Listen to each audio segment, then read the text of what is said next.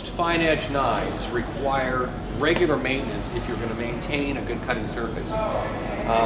Probably the most common and the simplest tool to use is a honing steel. And yet 75% of the people that own a honing steel either don't know how to use it or they're afraid to use it. And what freaks people out the most is they're so afraid they're going to get the wrong angle with the knife.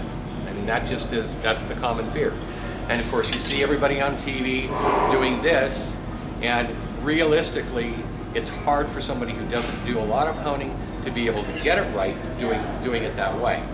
My recommendation is to hold the steel on a counter like this. All you do is pull down and through. Make a walking motion with your arm. It'll feel a little bit awkward at first, but I can see what's going on here, and I'm going to get a very steady pull through by just moving my arm like that. All it takes is 3 or 4 swats on each side, and that will bring it back to where it needs to be.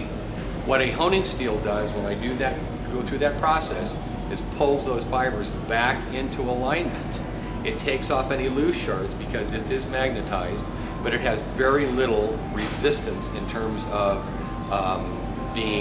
removing metal from the blade. Personally, I use a honing steel every time I use my knife, and I generally use it just before I'm going to actually cut with it, and then I'll wash it, put it away, and hone it before I'm going to use it again.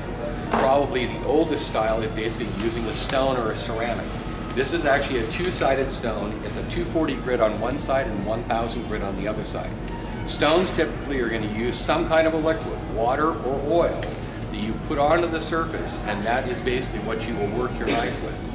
What you're trying to accomplish is the 240 is actually going to reshape the angle of your blade or the bevel out at the cutting edge, and then the 1000 grit on the reverse side is going to do the polishing work to finish the blade off and make it very smooth.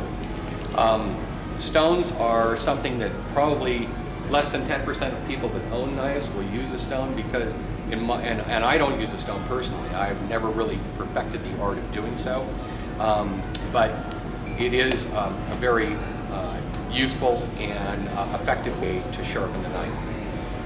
This last thing that I'm going to show you is called the Knife Life Sharpener, and when I first looked at these, I thought they were kind of gimmicky. We sell hundreds of them these days. The thing that is an advantage is that basically it's got 2 crossed ceramics, one here and one here. And again, there are variations in the grit. They are angled perfectly for the knife, for the angle on these knives that I was showing you here.